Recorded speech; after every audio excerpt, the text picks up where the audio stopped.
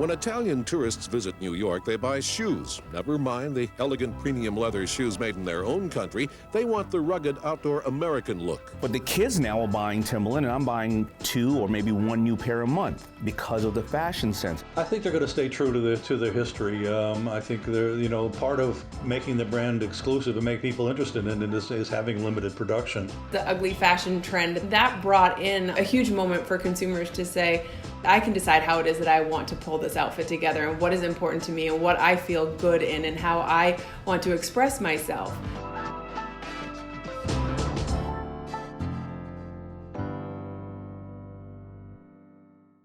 Timberland believed, for some reason or another, that they didn't sell boots in the hood, but the kids were buying Timberland the same way they were buying Jordans.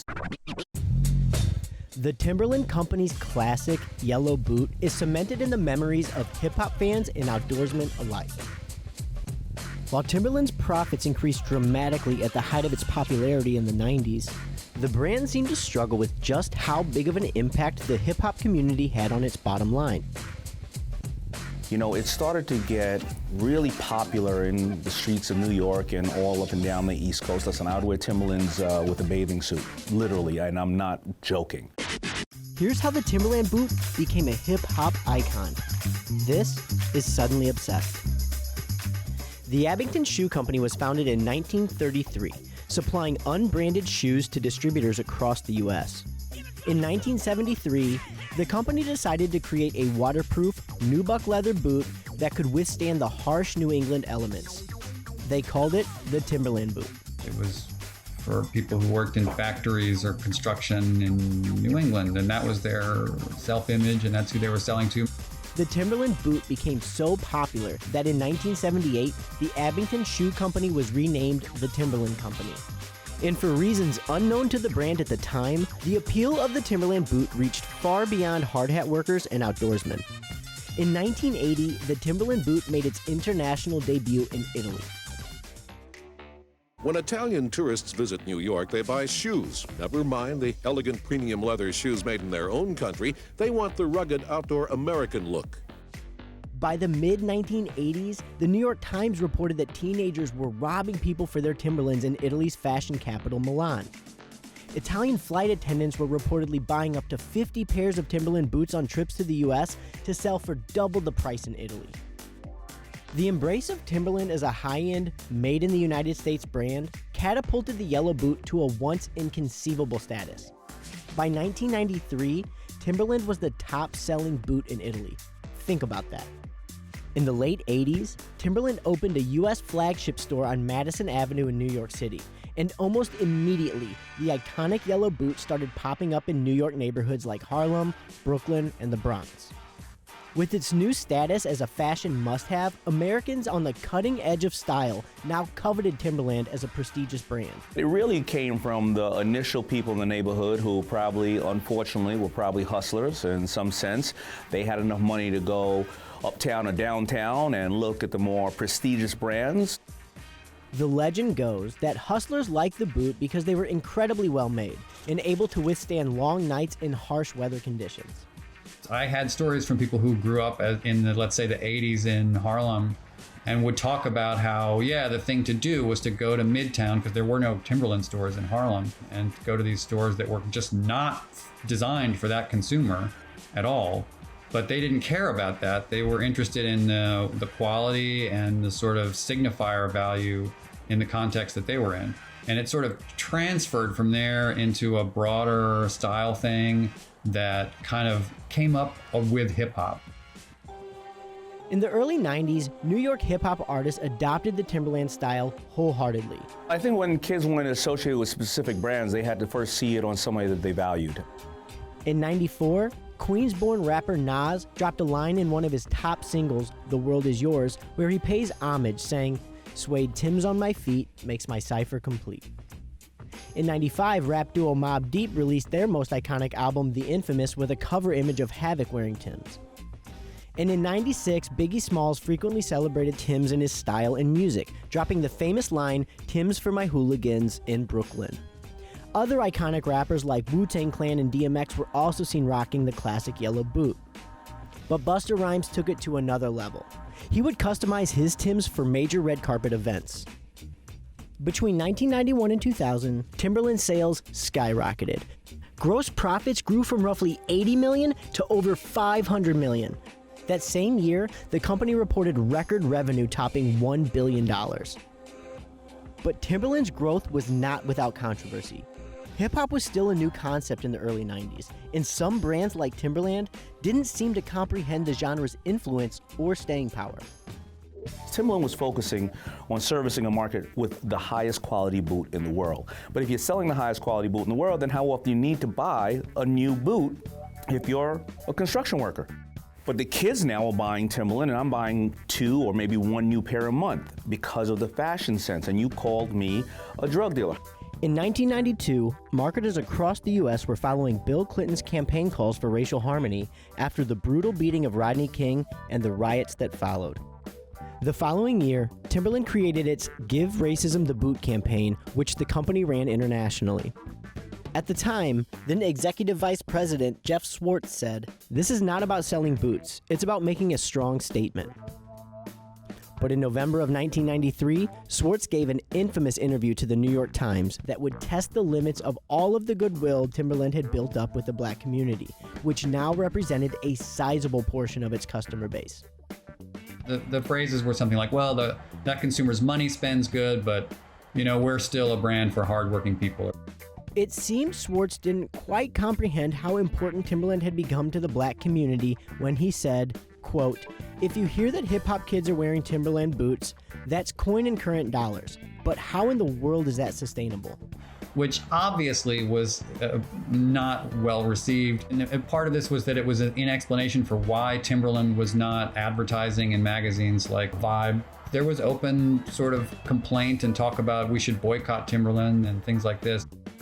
I'm not throwing away 7 years of Timberland in my closet. Are you kidding me? Especially if I was a guy or a girl from the hood and I've invested damn near 50% of my entire salary, what am I gonna do? Following the interview, Swartz spoke openly about the criticism Timberland faced, saying their stock price took a hit as a result. Customers began asking why Timberland doesn't want to sell to black people. But the conversation was bigger than that. In the 90s, marketers were just starting to pay attention to black spending power in the US. As of 1993, studies showed that black Americans spent 50% more on shoes and 4% more on clothing than non-blacks. For a group that was historically marginalized, this was a significant shift. With blacks accounting for more and more consumer spending, this presented a challenge for brands like Timberland, who were bound by traditional ideas of wealth and influence. But young black entrepreneurs saw Timberland's misstep as a major opportunity. When you said that we don't sell our boots to drug dealers, a little young man in Red Lobster who was working extremely hard, I felt pissed off. I said, who's ever gonna love and value the people that they make and sell their boots to? So I went home and came up with a brand, FUBU, for us, by us. A lot of people would interpret it only as a color, but I wasn't gonna be a bigot the same way that Timberland was. It was about a culture, those who loved and valued hip hop.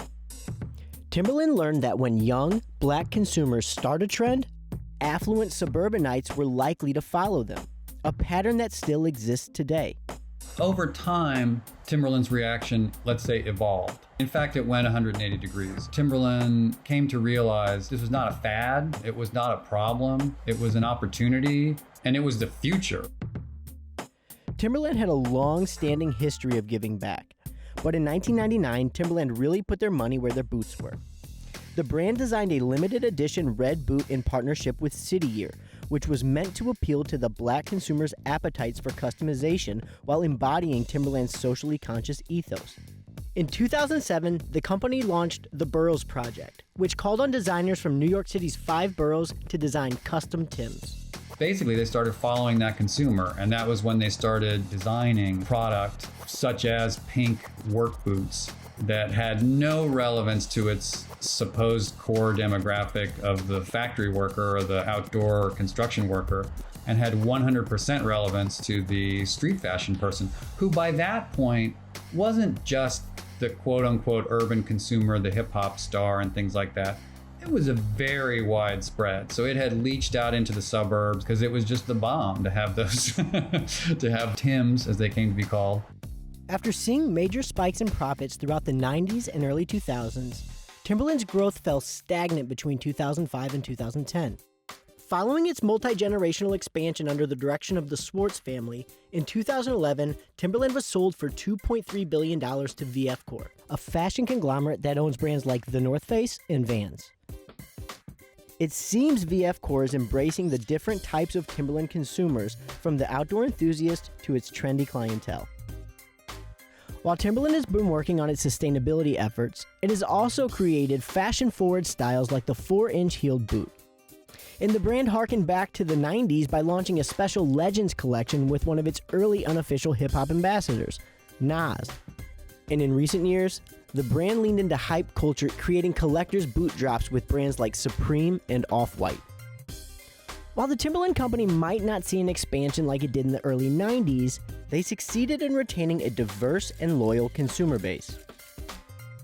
Timberland does not have the same kind of edge that it had in 2000, 2005, but that's kind of inevitable. So brands have to weather the storm of crossing over from being the new thing to being the old thing. And if you can be the old thing and still be acceptable, you're not in a bad position.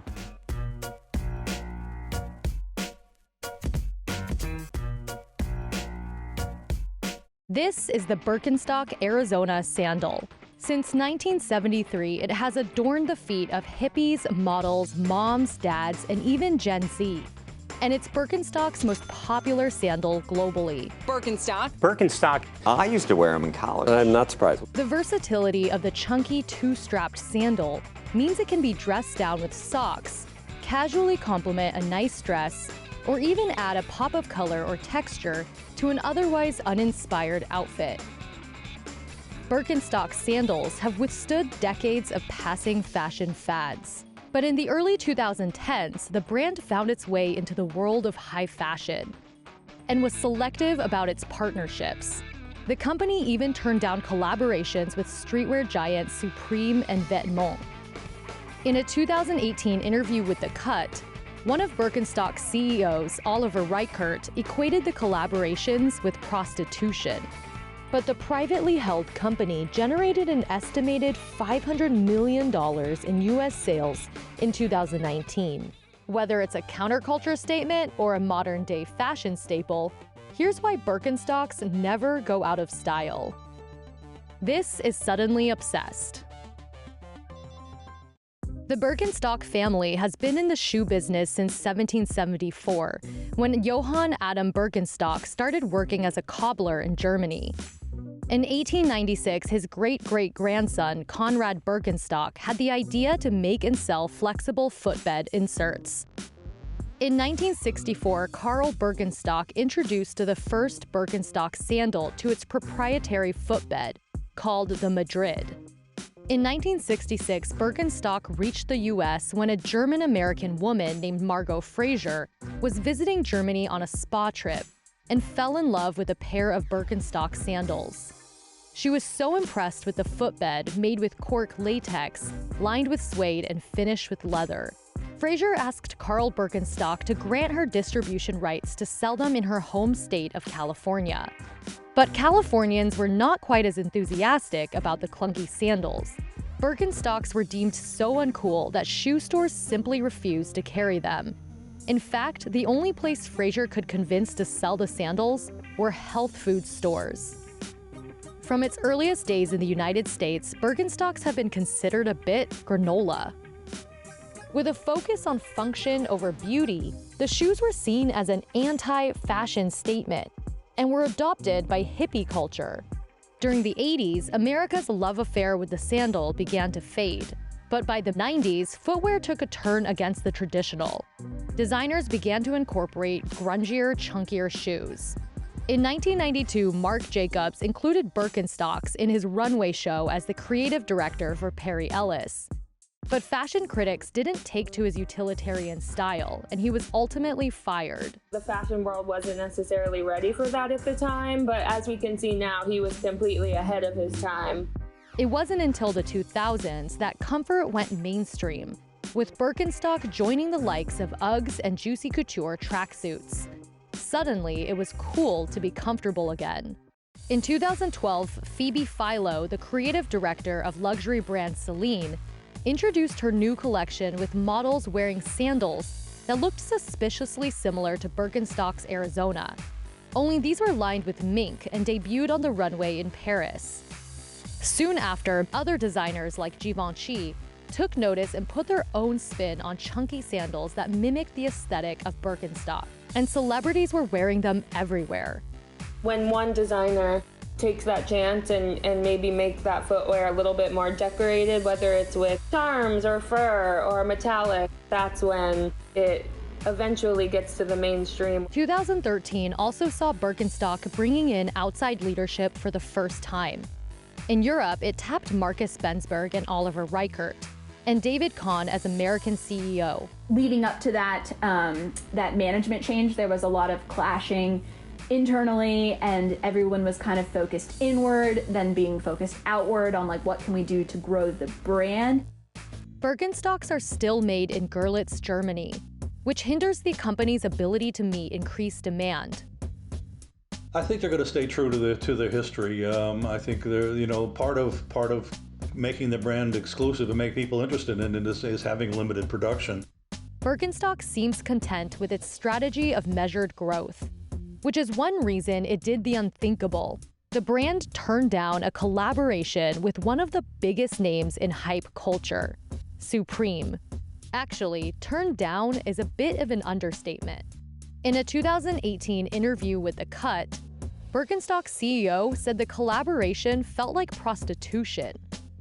I think that's a little extreme to think of it as prostitution. Like, I think cross-brand pollination can be smart if done the right way. But at the same time, I can appreciate a brand knowing where it stands in terms of its brand identity. Birkenstock felt it didn't need a trendy collaboration with Supreme to drum up excitement. Instead, the company released a line of colorful, waterproof, and more affordable versions of some of their best-selling footwear. They are adorable. Like, I saw someone wearing these and that's what made me want them. I can't stress enough how much heat this is. Like, an all-white slide, dude. Come on, man. You can't get no better than this. You need these for summer. They have so many cute colors, and I really want to get like another color because I love them so much. They're perfect for the pool, they're perfect for the beach. Well, I think what we see from Birkenstock here is not a channel segmentation strategy, but a consumer segmentation strategy. And they're going out and doing research and saying, okay, I need to be in this market because that's where I have customers. Birkenstock, in many ways, is one of the few brands, at least that I can think of in retail, that has this broad appeal. They've done a good job, I guess, of targeting different audiences. In 2019, the company partnered with designer Rick Owens. Some of the sandals sold out despite retailing for up to $570. The brand is incredibly strategic about where it sells its shoes. That's why you can find them in stores like Famous Footwear and Urban Outfitters, but also at Nordstrom and Saks Fifth Avenue. As opposed to the shoe business, which tends to be much more about just shoveling a lot of product out, they have kept their growth very much under control. And again, scarcity breeds excitement on the part of the consumer, and I think that's been part of the winning strategy for them. Birkenstock applies the same strategy to its brick-and-mortar footprint. The company only has 54 stores worldwide. Just 2 of those are in the US. I don't come away sensing that they are looking to build a huge retail empire. They were both wearing Birkenstocks. Millennials who may have laughed at their dad's Birkenstocks are now embracing them. Millennials who grew up and associated Birkenstocks with like their uncle at a barbecue or their science teacher, where they couldn't have like fathomed the idea of being caught dead in them. When like 10 or 15 years goes by and they start to develop like a really strong personal style in maybe their late teens or early 20s, they choose to reclaim those things and reimagine them in a cool way. Experts say the unisex nature of Birkenstock is driving sales with younger consumers. If you think about a pair of jeans or a hoodie, you think about a Chuck Taylor sneaker, a Birkenstock Arizona sandal. These are products that really are easily worn by both men and women. I think that's an important attribute in today's marketplace. And Gen Z seems to be interested in all things 90s. I think Gen Z is obsessed with the 90s, which I always find a little bit funny because it wasn't that long ago. But Gen Z, and anyone else for that matter, are no longer able to order Birkenstocks from one of the biggest marketplaces in the world. Amazon is saying bye-bye to Birkenstock. Birkenstock is the biggest brand we've seen leave Amazon. In 2016, Birkenstock removed all of its merchandise from the largest online retailer in the world. The company also cut ties with other third-party retailers.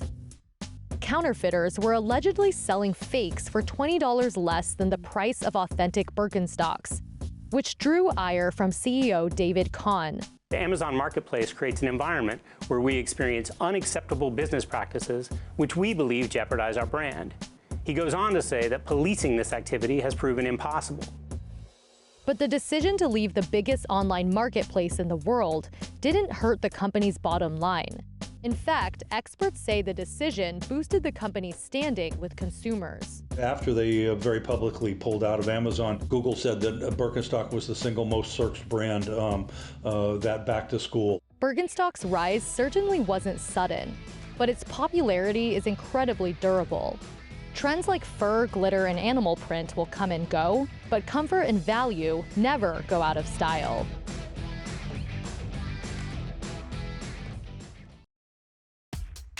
These are Crocs, and a lot of people think they're really ugly.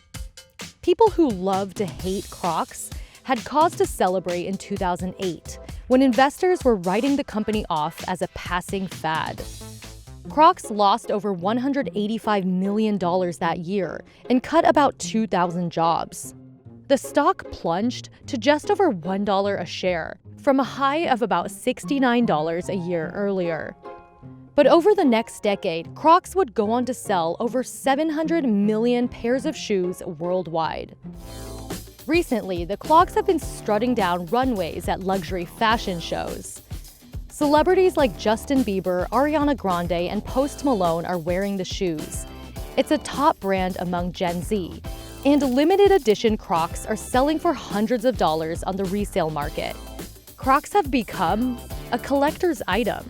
I have 2 Croc backpacks, 20 pairs of Crocs, 5 shirts, and then my laptop is filled with Croc stickers.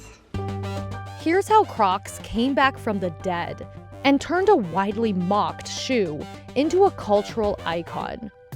Crocs start at about $35 and were originally designed as a comfortable shoe for boating. 3 friends, Scott Siemens, George Bodecker, and Lyndon Hansen, came up with the idea while sailing in the Caribbean. Siemens was wearing a slip and odor-resistant clog, made by a Canadian company called Foam Creations. Bodecker and Hansen thought they were ugly, but were sold on their functionality. They licensed Foam Creations' foam resin technology, called it Croslite, and developed the Croc. Crocs later acquired Foam Creations in 2004. The shoes debuted at the 2002 Fort Lauderdale International Boat Show and were an immediate hit. Annual revenue jumped from $24,000 in 2002 to over $108 million in 2005. In 2006, Crocs raised over $200 million in its IPO, the biggest in shoe history.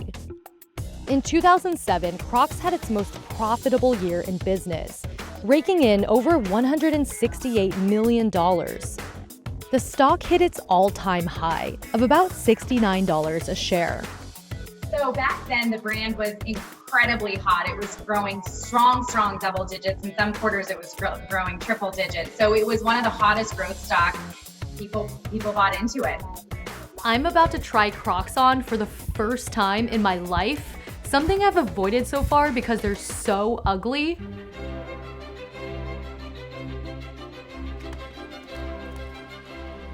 These are actually so lightweight and comfortable. I feel like I'm not even wearing shoes. It's no wonder parents, kids, hospital, and restaurant workers sought them out for their comfort and functionality. but their distinct style evoked strong feelings. The public, it seemed, either loved or hated them. When I first saw Crocs, I actually did vehemently hate them. Like, I thought they were just completely ugly. I was like, what excuse does anyone have for wearing these ugly shoes? Tyson Chitundu was working on a food truck one summer, and their feet were killing them at the end of each day. So they set their pride aside and bought a pair of Crocs. The shoes were so comfortable, they started wearing them to work, class, parties, and even the club. Like, I'm here in a pair of Crocs and I'm having a blast because I'm not anxious to go home because my feet hurt. When I show up somewhere in Crocs, like, it is very evident that, like, I'm not too concerned with any social hierarchy that's going on. This is how I dress, this is what makes me comfortable, and that's all I care about. Because of its vocal community of haters, Crocs have unwittingly become a statement shoe. What the clogs have come to represent has played a large role in the company's success. To Tyson Chitundu, wearing Crocs is a symbol of embracing their individuality, rather than conforming to conventional ideals about fashion and beauty, something they struggled with growing up.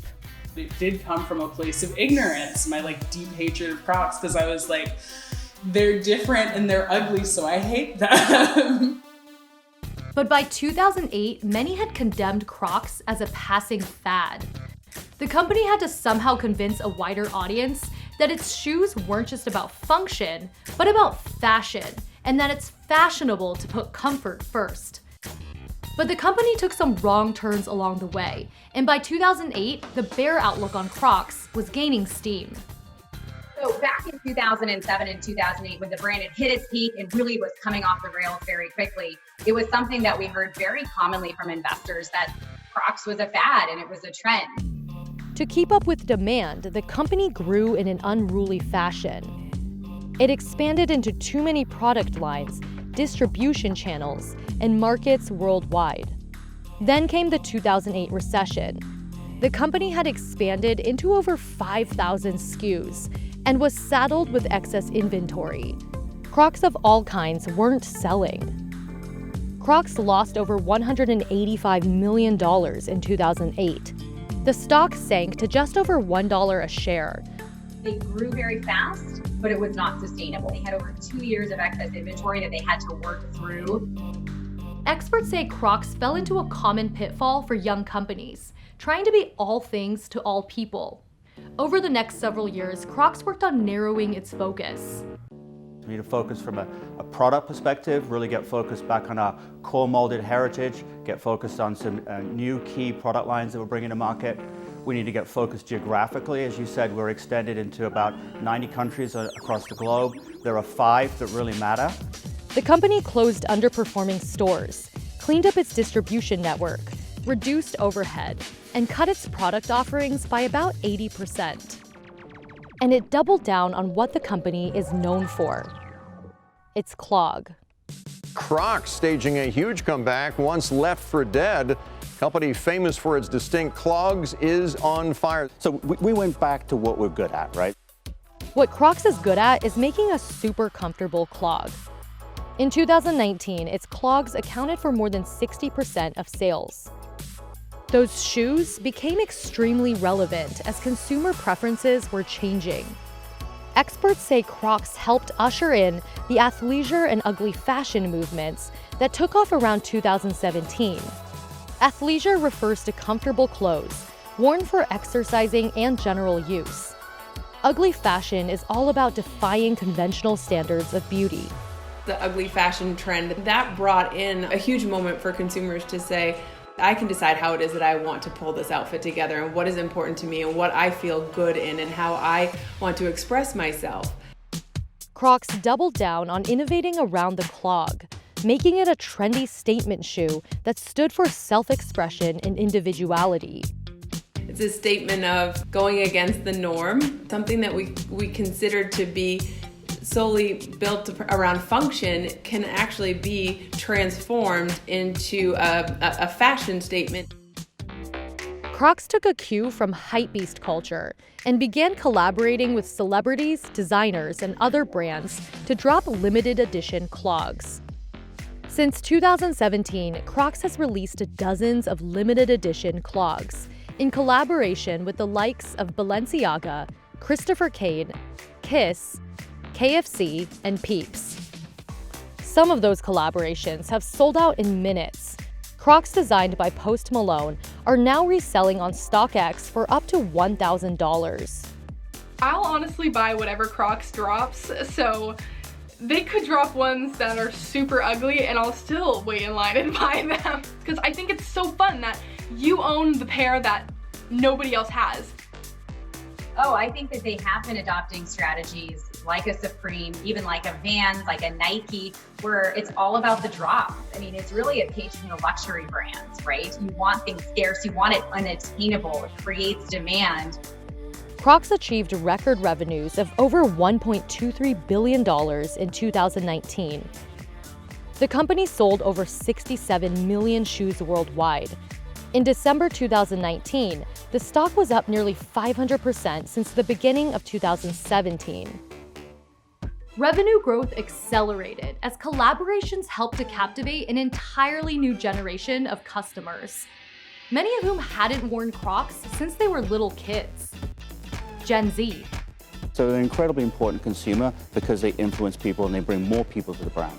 So currently I have about 20 pairs of Crocs. I own 8 pairs of Crocs. I have 13 pairs of Crocs. I wear my Crocs like pretty much everywhere. I wore them to homecoming. Jenna Wilkinson got made fun of for wearing Crocs as a middle school student.